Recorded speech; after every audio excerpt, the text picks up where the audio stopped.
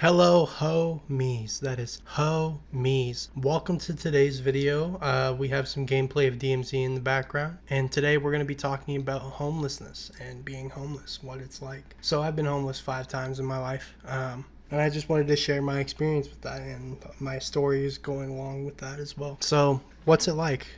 People always clown on the homeless and think that they're just useless and that they don't do anything for society. And while that may be true in some aspects, it's really not. There's a lot that the homeless does that it's a way of life. They have to survive. And in this case scenario, I wanted to talk about my experience. So let's get into it. My first time being homeless was with my dad. So I was 18. I just came home from work. I was helping him with the house. He was working on a house. My mom had just left. And when I showed up from work, I walked up this insane cliff. I'll see if I can find a picture of it online. I doubt I will be able to, but this insane cliff that I had to climb to get home from work. And anyway, it was late at night. It was like 10 o'clock. And I show up to the door, and my dad's sitting on the porch. And I'm like, well, what the fuck? What are you doing on the porch? And he's like, son, pack your shit and get out of my house. And I was like, okay, I guess so. And it's because he found a crumb of weed on the counter, which wasn't even mine. It was my brother's. But that's besides the point. So I called up my friend Connor and I was like, hey, I need a place to stay. And he's like, oh, shit. All right. He pulls up. We pack my stuff. And, yeah, I couch hop for a bit. Couch hopping is a way of homelessness. A lot of people aren't as lucky as I was to get couches to hop on. I stayed at Connor's for a couple nights. And then I went to my brother's. I stayed there for a month. And then I lived with a few homies for about 6 months. And I lived with them safely and respectfully for 6 months. And that was that. Couch hopping sucks because you have to move your stuff constantly. I still had my PC because I valued my PC. At the time, it was worth like $600. Now it's worth like nothing. I don't have it anymore. I could have sold it, but I didn't want to because my pride. But anyway, couch hopping, the way of life. You basically eat other people's groceries. You try to contribute where you can. Get a job, obviously. I had a job at QFC at the time. And while I was working there, I helped save up money so I could go live somewhere else, but it wasn't enough. So I ended up couch hopping again. And that's okay.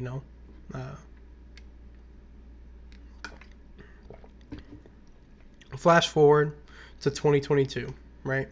2022, my mom was going to kick me out because I didn't get a job, and she got me a car. So I decided I was going to go homeless, and I was going to go live with my friend George.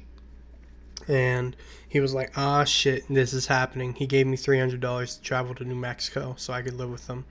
And I crashed my car like an idiot on the highway. And when I got there, when we finally got everything situated, we lived out there for, 5-6 months, and then I moved again. I moved to Portland because my schizophrenia started kicking in. That'll be in another topic for another video, psychosis/schizophrenia. But basically, I lived with them for a bit, helped pay rent, paid bills. I had a food stamps card to pay for food. By the way, if you're homeless, you should definitely apply for food stamps. They'll give it to you instantly. Even if you don't have a mailing address, you can pick it up at the office. You can pick up your food stamps card at their office. Here in Tucson, they have a local office for EBT and for finding a job. So I'm pretty sure every major city does. So go ahead and do that if you're homeless.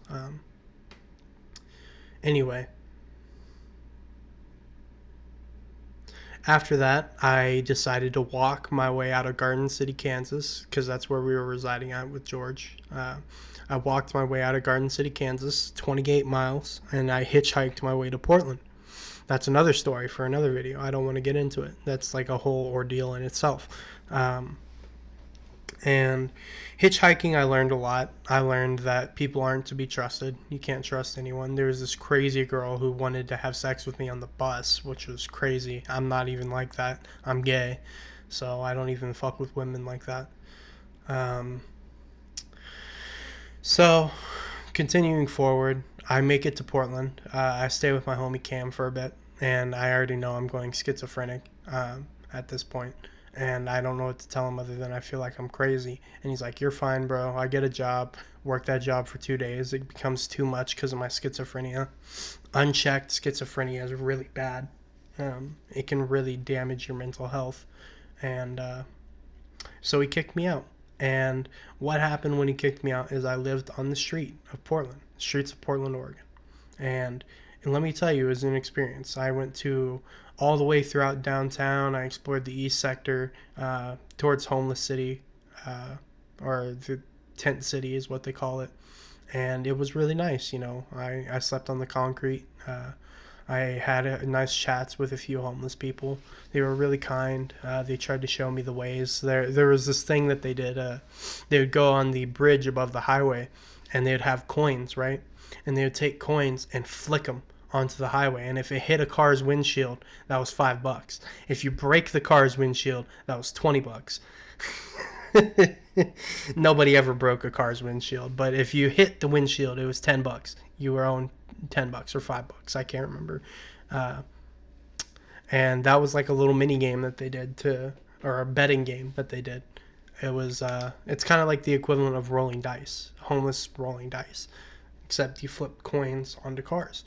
And they have their own culture, I was eating stuff out of trash cans. I'm not proud about it. I ate a McDonald's fry out of a trash can. That shit was grody as fuck. It was not brown, but gray, which is surprising because they use synthetic oil. I would go to stores, so like Starbucks and stuff, and ask for free drinks, and they would tell me no, but they would give me water. I asked, there was a Jack in the Box towards downtown, and I was like, hey, I'm homeless. Is there any way I can get some food? And they said, yeah, absolutely. I don't get paid enough for this. And I was like, bet. And so they gave me what was it? The equivalent of a Baconator, the Buttery Jack. That's right. They gave me a Buttery Jack, and that was every day, once a day. They gave me a Buttery Jack. And that was just for 3 days. And then basically what happened is I went so schizophrenic, I went onto the freeway, and I walked and held my fist in the air while listening to Walk by Pantera on my phone. I held my fist in the air and walked down the freeway, and traffic all stopped for me. Nobody honked their horns, and I don't know what happened, but like I was in front of the traffic, right? And I pushed my hands forward, telling them to go backwards, and all of them went backwards. Eventually, this guy pulled over to the side, and he's like, hey, what's your name? I was like, oh, my name's Jake. And he's like, hey, how would you like to be adopted? And I was like, I'd be okay with that. And he's like, okay, what's your phone number? And so I gave him a fake phone number because I didn't have a real phone number at the time. Fake phone number meaning like through an app that uses Wi-Fi to call. I gave him that phone number, and he said, okay, I'll be in touch. And then the police officers arrived, and the guy took off. The police officers asked me what was going on. I told them that I don't know. I'm just feeling weird. And they said, okay, well, let's take you somewhere. I called an ambulance. Just stay put. And I was like, I don't want no fucking ambulance. I'm fine. And they're like, no, we insist. I think you're a mental health hazard. And I was like, okay, whatever. So they took me on the ambulance, and they drew my blood, did this, that, and the third, and they took me to a ward. The ward was terrible. The first one that I went to was terrible. But if you're homeless, the psych ward is the way to go, because you're going to get free food, you're going to get free living for about a month, okay, while they figure out your mental illness that you're dealing with. And so they gave me free food.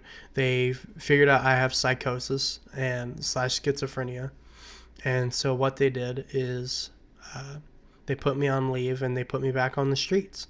And I lived on the streets for another 2 days, and the cycle repeated. I became mentally ill again because I didn't take my pills that they gave me. They gave you 7 days worth of pills. And I started going crazy again. And they took me to another psych ward. Or no, excuse me. I overdosed because I didn't want to live anymore. I felt like I was worthless. I felt like I had no purpose in life. So I took all my Risperidone. And after taking all my Risperidone, I decided, okay, I'm going to end my life. And I waited for about an hour, and then my vision started to become foggy. And I noticed I don't know how to put it bluntly without getting demonetized, I was dying. So I went to the nearest, it was a public storage place, and I told the guy that was working there, I said, I just overdosed, I need you to call the cops. And he said, what? And I was like, I need you to call the cops, I just overdosed. And he said, okay, don't worry, son, I got you. He was a really sweet old man, really sweet old man. And so the cops come, so does the ambulance. It's the same ambulance I had before. And they're like, oh, we remember you. How are you doing, Jake? And I was like, I'm doing terrible. And they're like, I can tell that. So they took me to another psych ward, a different one. This one was so blissful. It was so fucking amazing. They treated me so well. They even had AA there, Alcohol Anonymous and Narcotics Anonymous. The food there was stellar, and they treated me with respect, major respect. While I was there, they fed me. They taught me some things. I talked with a bunch of people. You get your own bedroom, of course. Some places they allow you to have an iPad, but excuse me, this place allowed you to have your phone, and so I used my phone. They gave me a brand new phone with cell service. Some places do that for your leave. If you're homeless, they'll give you a free phone. Your case manager will, and so they gave me a free phone. I still have it to this day, and that free phone, it lasted me for, I don't know, about a year. The only way to get out of the psych ward if you're homeless is to have a connection with your parents or somebody you know, a friend, or if you have a homeless shelter you're going to. Otherwise, they will not let you leave. Keep that in mind. Keep that in mind. Your case manager is going to try to work things out, but if you want to have a place over your head that's not a homeless shelter, just try to put it off as long as possible. I stayed there and basically made a few friends. We did art. I made music. They had a whole music room in there, which is crazy. They had a keyboard. They had cymbals. They had a microphone so you could record. Did a little rapping. I met a guy who was a rapper who was cool with Tech 9, so that was cool. Of course, you can't trust anybody's story when you hear them in the psych ward because they're in this, they're in the psych ward. What do you expect? Anyway, my grandparents set me up. They're like, hey, you can move down here, get a job, and we'll get you treated out here. And I was like, cool, works for me. And that's pretty much the end of being homeless. But if I had to put it bluntly, homeless is not a thing for anybody. It's these people are truly dealing with mental illness, and they're truly dealing with their drug habits. And I know you have no empathy for them, but as somebody who's been homeless and has slept on the streets of Portland, Oregon, which is kind of rough, not really, it's just dirty, it's depressing. And I'm not even talking about homeless vets. I'm talking about homeless people in general. The amount of people who get evicted and don't have a place to go is insane. Single mothers, single fathers, kids like me who don't know what they're doing when they're a kid, right? And they get an apartment and then they fail and they get evicted. It's just ridiculous. Or even kids that get kicked out of their parents' house. You never know their situation. So the best thing to do is have a conversation with the homeless. You don't have to give them anything, but all they're looking for is a conversation. They want to be treated as human. Everybody looked at me on the street as if I was just some dude. Like, everybody went about their business. And I mean, you could say it was a major city, but even in Garden City, everybody looked at me as just some dude until I was hitchhiking. I guess the moral of the story is do everything you can to not be homeless. Save up money and don't invest it, but because investing is something you do when you only have a lot of money, like a ton of money. That's when you start investing. But when you're at the bottom and you're working ends meet, blue collar work, so like 15 an hour, California terms basically,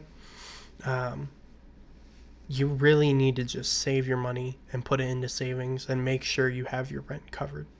But yeah, that's today's video. Thank you so much, y'all, for watching. Thank you, Ho-Me's. That is Ho-Me's for watching. This has been Just Jake. Have a great rest of your day, and I hope that you are inspired in some way.